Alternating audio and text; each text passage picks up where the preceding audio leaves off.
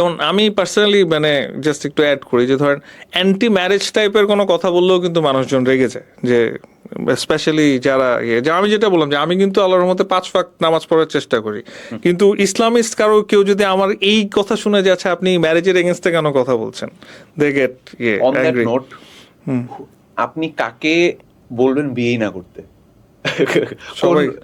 সবাইকে না, আমি অ্যাকচুয়ালি ছেলেদের আমি দেখতেছো তো এটা আমি অ্যাকচুয়ালি মজার একটা বলি, সেটা হচ্ছে যে আমার জুনিয়র যারা, আমি তাদেরকে অলওয়েজ বলি যে তোমরা মানে আগে টাকা আর্ন করো তারপর বিয়ে করো, বিকজ আদারওয়াইজ মানে ইটস অল অ্যাবাউট মানি। টাকা না থাকলে শান্তি থাকে এরকম আমি এখন পর্যন্ত দেখি নাই। So you have seen a lot of cases যেখানে বিয়েতে ফাইন্যান্সেস একটা ইস্যু।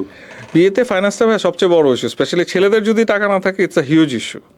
কারণ মেয়েরা মানে আপনার যত ভালো ফ্যামিলি থেকে থাকুক, যত রিচই থাকুক, ছেলেদের পজিশন যদি কম থাকে তাহলে বাংলাদেশে বাই নেচার আমি এখন পর্যন্ত কখনো একটাও মানে আমি সাকসেসফুল ম্যারেজ বলবো না, ছেলেদের দেখা যায় যে অনেক বেশি হাম্বল হয়ে অনেক ডমিনেটেড হয়ে থাকতে, ওইটা একরকম প্রবলেম। আবার ছেলেরাও যদি বেশি রিচ হয়ে যায় মেয়েদের থেকে, that is another problem. So it's like যে কাছাকাছি থাকা ভালো, যেখানে আসলে problem. Now that you are saying this, এটা একটু টাফ হয়ে যায়, বিকজ ফর এক্সাম্পল আমি আমার এজেরই সবারই বলি, আমার মানে I am at that age যখন যেখানে আমার কিছু কিছু ফ্রেন্ডসদের বিয়ে হচ্ছে, রাইট?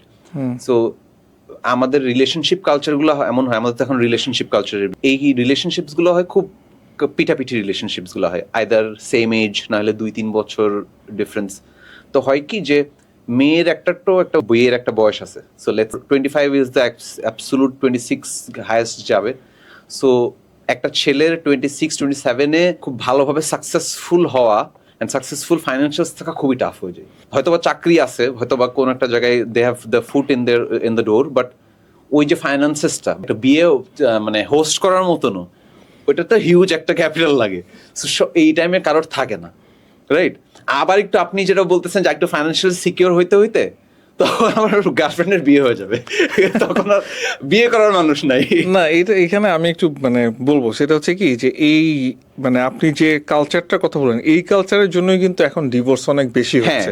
ডিভোর্স বেশি হচ্ছে কারণ কি, মেয়েরা ধরেন একটা টাইমে তারা খুব ইমোশনাল থাকে, দে ওয়ান যে আচ্ছা এখন একেই বিয়ে করব, তারপর যখন বিয়ে হওয়ার পরে 2-3-5 বছর যায় তখন কিন্তু দেখা যায় যে মেয়েরা আর এই জিনিসটা পছন্দ করছে। এবং আমি রিসেন্ট টাইমস অনেকের সাথে কথা বলছি, আমি তো আসলে অনেক রকম মানুষের সাথে মেশার অভিজ্ঞতা হয়েছে, এখন কিন্তু এই মেন্টালিটিটা আবার কমেও যাচ্ছে। আপনি যেটা বললেন যে আছে হয়তো ইউনিভার্সিটি স্টেজে থাকে, বাট এখন কিন্তু মেয়েরা অনেক বেশি স্মার্ট হয়ে গিয়েছে, তারা চিন্তা করে যে আমি আপনার মানে এমন কাউকে বিয়ে করবো যে ফাইন্যান্সিয়ালি স্টেবল, আবার করেও না। আমার নিজের মানে ফ্যামিলির মধ্যে আছে যারা হচ্ছে এই বিয়ের জন্য পাগল হয়ে বাসা টাসা ছেড়ে চলে গিয়ে বিয়ে করছে। বাট এইটা অ্যাকচুয়ালি মানে আমি খুবই সাপোর্ট করি না এই কারণে, because at the end of the day মানে এই প্রবলেমগুলোর জন্যই কিন্তু ডিভোর্স হচ্ছে, কারণ ফাইন্যান্সিয়াল স্টেবিলিটি না থাকলে দিন শেষে সবাই বিরক্ত হয়।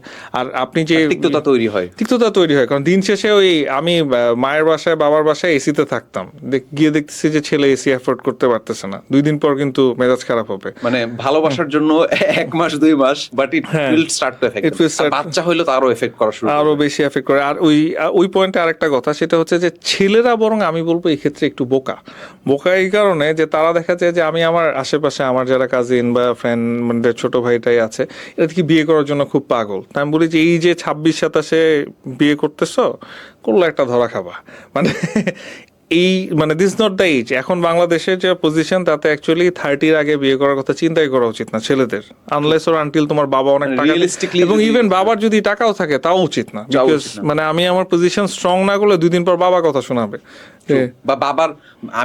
এটা আমি দেখছি যে ইউজুয়ালি রিচ ফ্যামিলিজ গুলোতে হয়, ছেলের বিয়ে হয়ে গেছে 30s-এ পা দিতেছে, বাট স্টিল প্যারেন্টসের মানে ম্যানেজমেন্টটা চলতেছে, রাইট? বা স্টিল মেইন তার লাইফ ডিসিশনস বাবাই নিচ্ছে, বা তার আর তার বউয়ের লাইফ ডিসিশনস বাবাই নিচ্ছে। এটা কিন্তু অনেক কমন বাংলাদেশে।